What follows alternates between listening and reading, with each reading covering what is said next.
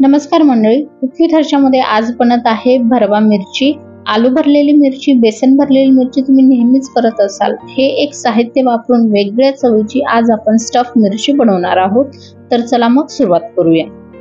तर इथे मी 200 ग्रॅम एवढ्या मोठ्या मिरच्या घेतल्या आहेत। जाडवाल्या मिरच्या आहेत आणि ह्या तिखट नसतात, म्हणून स्टफ मिरची करण्यासाठी शक्यतो ह्याच मिरच्या वापरल्या जातात। जर तुमच्याकडे ह्या मिरच्या नसतील तर लंबीवाली जी हिरवी मिरची असते ती सुद्धा तुम्ही वापरू शकता।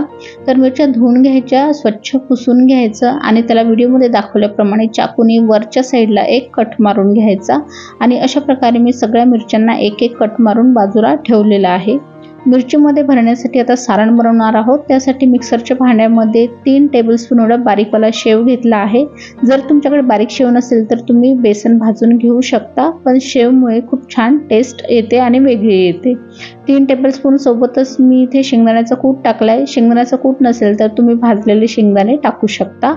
अर्धा टीस्पून हळद घातले, 1 टीस्पून जिरं घातलं आहे, 1 टीस्पून काश्मीरी लाल तिखट, 1 टीस्पून साबुतवाले धने, 5 ते 6 लसणच्या कळ्या आणि सोबतच 1 मुठी एवढा छान धुतलेला कोथिंबीर घातलेला आहे। अर्धा लिंबूचा रस पिळून घ्यायचा, मग चटपटापणा येतो। आणि जर लिंबू नसेल तुमच्याकडे तर तुम्ही इथे चाट मसाला किंवा आमचूर पावडर टाकू शकता।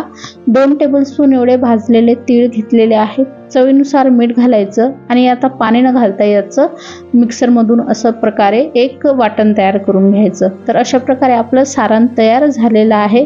तर सारण ही तयार आहे आणि मिरची सुद्धा आपण कट करून बाजूला ठेवलेल्या होत्या। आता एक मिरची घ्यायची आणि त्याला कट केलेला पार्ट थोडा हाताने असा ओपन करायचा आणि त्यामध्ये सारण भरून घ्यायचं। थोडं थोडं सारण भरायचं, कारण मिरची कट केल्यावर एकदम ओपन होत नाही, तुटू शकते। त्यामुळे एकदम हळूवारपणे मिरचीची स्लिट साईड जी आहे ती ओपन करायची अशा प्रकारे आणि थोडं थोडं सारण त्यामध्ये भरायचं। व्हिडिओमध्ये तुम्ही बघू शकता। बाकी मिरची ही स्टफ बनवणं खूपच सोपी आहे, फक्त यामध्ये थोडं सारण भरणं तुम्हाला कठीण जाऊ शकते। तर एकदम हळूवारपणे केलं तर काही कठीण नाहीये। तर अशा प्रकारे पूर्ण मिरचीमध्ये सारण भरून घेतलेलं आहे आणि अशाच प्रकारे सगळ्या मिरच्यांमध्ये मी सारण भरून घेतलेलं आहे। मिरच्या सारण भरून माझ्या तयार झालेल्या आहेत। आता याला आपण फ्राय करणार आहोत। तर हे मिरची फ्राय करण्यासाठी 1 टीस्पून एवढं तेल पॅनमध्ये टाकून घ्यायचं। तुम्ही ही मिरची फ्राय तव्यावर सुद्धा करू शकता। तेल पसरून घ्यायचं पॅनमध्ये आणि एक एक मिरची अशा प्रकारे ठेवून घ्यायची। गॅसचा फ्लेम जो आहे तो लोवरच ठेवायचा आणि संपूर्ण मिरच्या पॅनमध्ये ठेवून घ्यायच्या। पॅनमध्ये मिरच्या ठेवून झाल्यानंतर अगदी चिमूटभर मीठ वरून असं मिरच्यांवर भुरभुरायचं, जेणेकरून ह्या लवकर सॉफ्ट होतील आणि वरचं जे कवरिंग आहे ते पण टेस्टी बनेल। नंतर झाकण ठेवून लो फ्लेमवर 2 मिनिटं एक साईड छान शिजवून घ्यायची।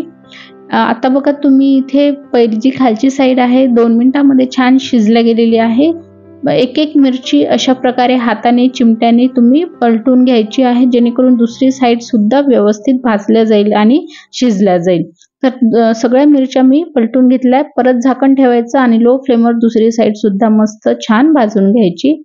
तर अशा प्रकारे खालची साईड पण भाजून झाली आहे, वरची साईड पण भाजून झाली, पण आता साईडच्या ज्या साईड आहेत त्या थोड्या बाकी आहेत, तर त्या सुद्धा अशा प्रकारे मिरच्या हाताने उभ्या करून किंवा पलटून किंवा चमच्याने अशा प्रकारे पलटून सगळ्या साईड व्यवस्थित भाजून घ्यायच्या आहेत। त्या लो फ्लेमवरच भाजायच्या आहेत। तर साधारणतः 5 मिनिटांमध्ये पूर्ण मिरच्या भाजून तयार होतात। तर अशा प्रकारे बघा मिरची फ्राय एकदम टेस्टी असं तयार झालेलं आहे। वरण भाताबरोबर किंवा भाजी पोळी बरोबर कुठलीही साईड डिश म्हणून हे मिरची फ्राय खूप टेस्टी लागतं। नक्की करून बघा आणि व्हिडिओ आवडला असेल तर लाईक करा।